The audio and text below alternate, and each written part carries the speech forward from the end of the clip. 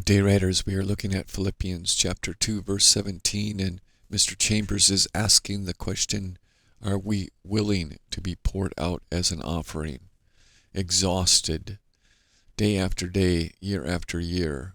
And the operative word is willing.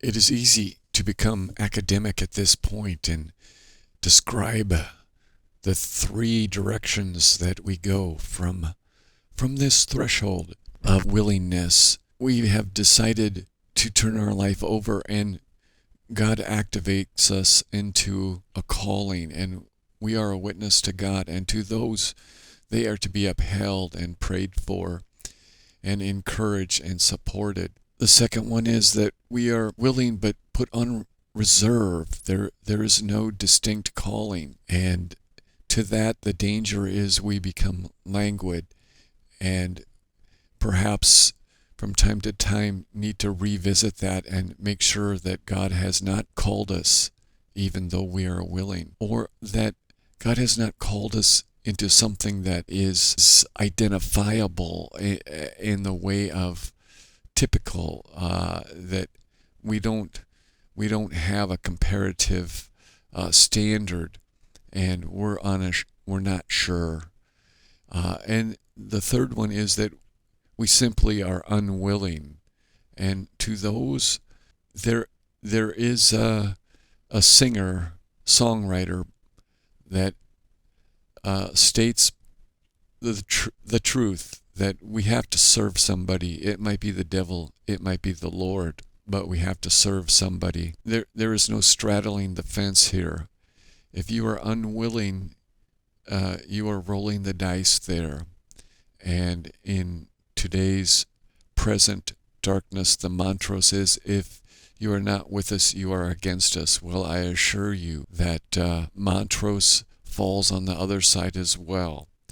And you choose life or you choose death, and that is it. But the less academic is probably that middle ground where our desire and our heart is to serve the Lord, but we're just uncertain about that calling.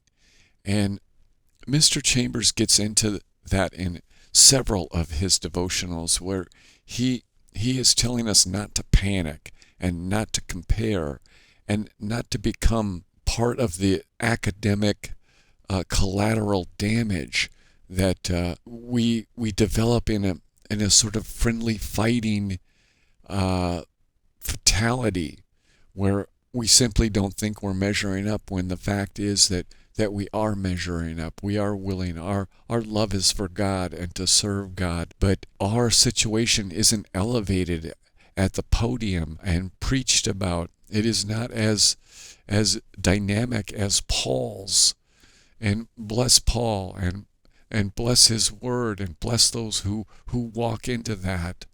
So for that middle ground, the struggle is to love the Lord and to lift up your brothers and sisters in Christ, even though you aren't getting called to the seemingly front line and having the placards and medals attached to your garments, that you identify your love for God and your service to the Lord in whatever fashion and manner God calls you.